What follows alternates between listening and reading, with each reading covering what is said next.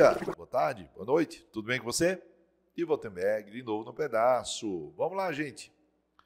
Olha, eu tenho aqui em minhas mãos um texto, com a questão baseada no texto da professora Maria Emília Viotti da Costa. Emília Viotti da Costa, essa professora é uma referência, né? Na universidade eu li muitos textos, livros da professora Viotti da Costa. Vamos lá. Olha o texto, diz assim: conquistar a emancipação definitiva e real da nação, ampliar o significado dos princípios constitucionais foi a tarefa delegada aos pósteres, ou seja, aos posteriores. Então, Emília Viotti da Costa, da Monarquia à República, Momentos Decisivos, São Paulo, Livraria Editora de Ciências Humanas. Um livro de 1979. Então, vamos lá. A análise acima da historiadora Emília Viotti da Costa, referindo-se à proclamação da independência do Brasil em 7 de setembro, refere-se à proclamação da independência do Brasil em 7 de setembro. A análise da autora a respeito do fato histórico aponta o quê? Então, vamos voltar. O texto é pequenininho, vamos lá.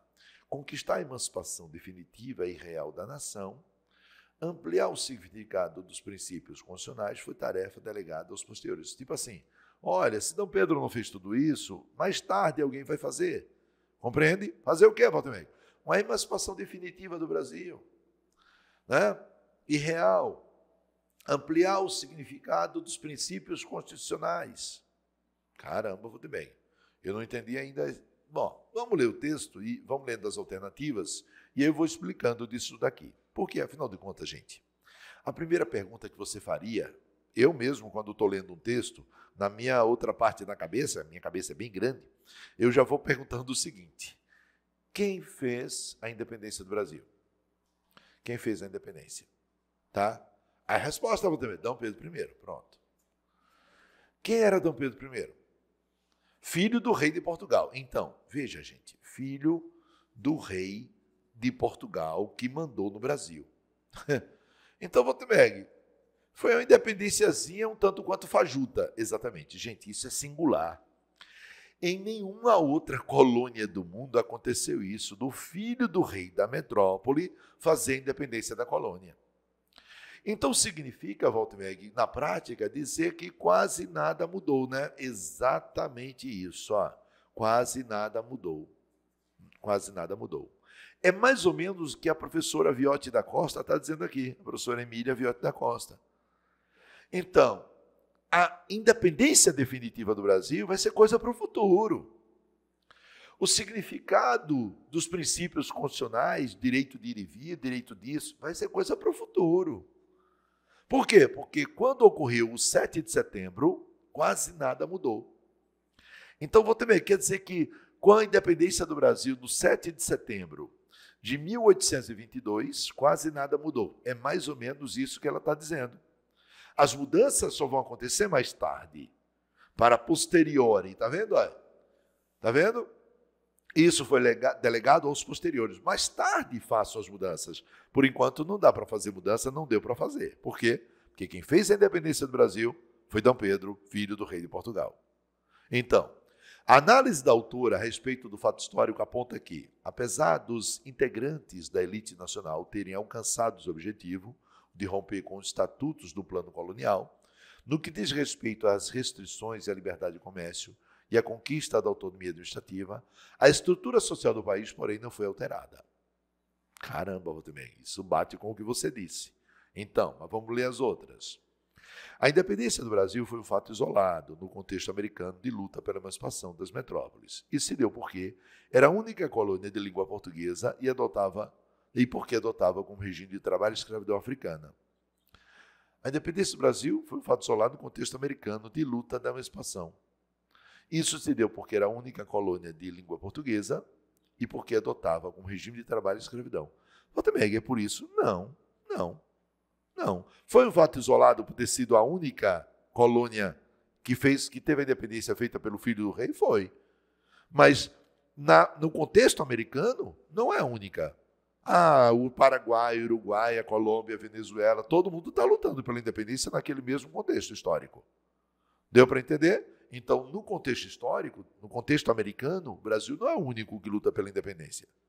Ok? Como também não foi o único que manteve a escravidão. Não, senhor. Até porque nos Estados Unidos, lembra os Estados Unidos da América? A escravidão lá foi mantida até 1865. Então, não é verdadeiro. Vamos ver a letra C. Caberia às futuras gerações de brasileiros o esforço no sentido de impor seus valores para Portugal. Para Portugal? Se o Brasil estava rompendo com Portugal? Rompendo definitivamente os impasses econômicos impostos à colônia pela metrópole portuguesa desde o início da colonização. Não. Aqui ele já está dizendo, gente, né, que caberia às futuras gerações de brasileiros, né, o sentido de impor seus valores ao governo brasileiro, não ao governo mais de Portugal.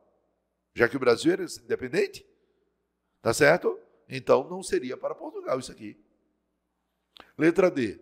Apesar de alguns setores da elite nacional possuírem interesses semelhantes à burguesia mercantil lusitana e, portanto, afastando-se do processo emancipatório nacional, com a iminente vinda das tropas portuguesas para o país, passaram a apoiar a ideia de independência. Gente, apesar de alguns setores da elite nacional possuírem interesses semelhantes à burguesia mercantil de Portugal, ela queria recolonizar o Brasil.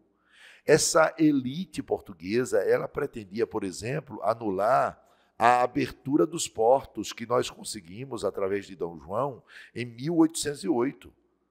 Então, a elite brasileira, ela não se dava bem com essa elite mercantil lusitana, não. Está errado.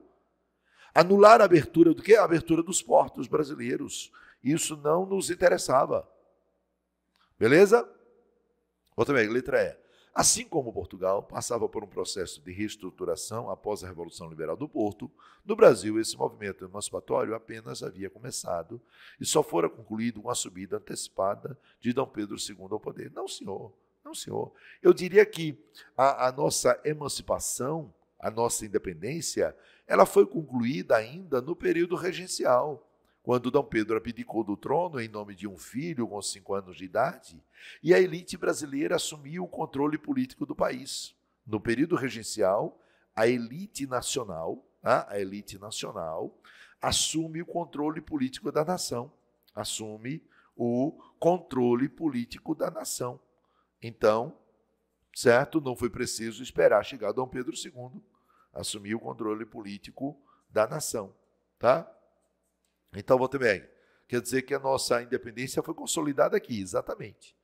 Então, a resposta dessa questão, gente, vai ser o quê? A letra A. Apesar dos integrantes da elite nacional terem alcançado seu objetivo, que é romper com Portugal, né, com o Estatuto do Plano Colonial, no que diz respeito à restrição e à liberdade do comércio, porque isso tudo vai ter, né?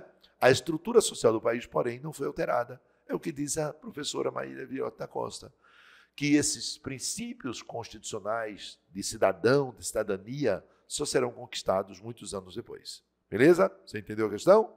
Eu espero que sim. Espero que tenha ajudado. Fiquem com Deus e até a próxima. Tchau, pessoal!